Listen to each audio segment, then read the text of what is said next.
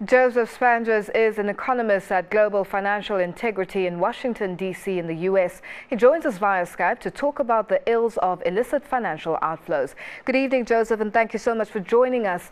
Give us your perspective on the issue of illicit financial outflows from Africa. How complex is this problem? Yeah, illicit financial flows really are a key issue for African development, and it is a complex issue. As was mentioned, about 60% does come through commercial tax evasion, but it's a huge issue for Africa. Two of Africa's most important economies, Nigeria and South Africa, are in the top 10 sources of illicit capital worldwide. And as a percentage of GDP, Sub-Saharan Africa actually has the highest percentage of illicit financial outflows of any region in the developing world at 5.5%. Now, Joseph, how much exactly are poorer nations losing? So in terms of Sub-Saharan Africa, 68 billion flowed out in 2012, and that number has been rising since 2010. As well as over the course of from 2003 to 2012, there's over $500 billion lost. Now, why are wealthy nations rejecting a plan to expand the UN's power to fight global tax evasion? Well, what it comes down to is that generally developed countries like the money.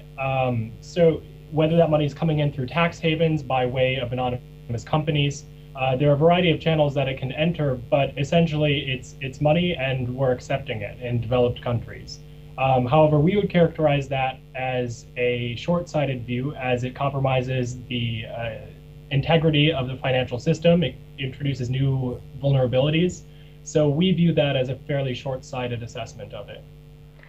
Joseph, a widely held opinion by critics suggests that a planned register setting out the true owners of companies that is open to the public for scrutiny and not just to the tax authorities. Can this work? Is this doable? So it is doable. It's been put into place in Denmark already. The United Kingdom is just starting it. That's just to name a couple of examples. Which countries are the worst affected?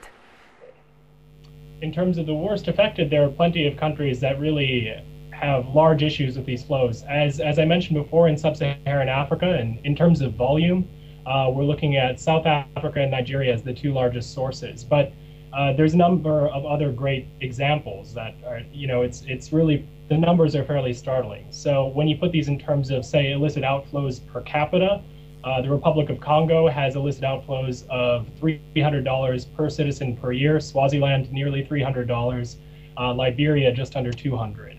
If we're talking about, if we're going to compare it to spending on education, in Ethiopia, illicit financial outflows are 2.5 times the size of spending on education in the public sector. In Chad, that's 5 times.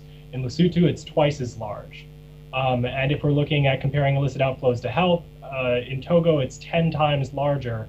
Illicit outflows are 10 times larger than public spending on health. In Malawi, that's 2 times. So it's a global issue. It really hits Africa hard, though.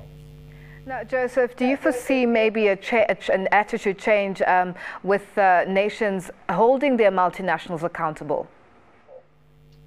So, I mean, we did see some progress at the Financing for Development conference in Addis Ababa last week. In that, all of the nations committed to significantly, or I should say substantially, reduce illicit financial flows by 2030. So that is a step forward. Some multinationals have come out and sort of apportioned the blame to corrupt government officials. What is the situation there? Is this a fair accusation? Corrupt government officials are, of course, some component of it, but primarily what we've noticed is that a lot of it is commercial. So it's not purely just government corruption. Joseph, let's talk about respective countries who house companies that are beneficiaries of illicit monies. Should they not be held accountable? I would say that anyone who's breaking laws should be held accountable to them breaking the laws, whether that's a company or an individual in a company. That's a personal opinion, but I think that if somebody breaks the law, they should be held accountable for it. Joseph, thank you so much for joining us. And that was Joseph Spanjers, an economist at Global Financial Integrity in Washington, D.C. in the United States. We'll have more news after the break. Don't go anywhere.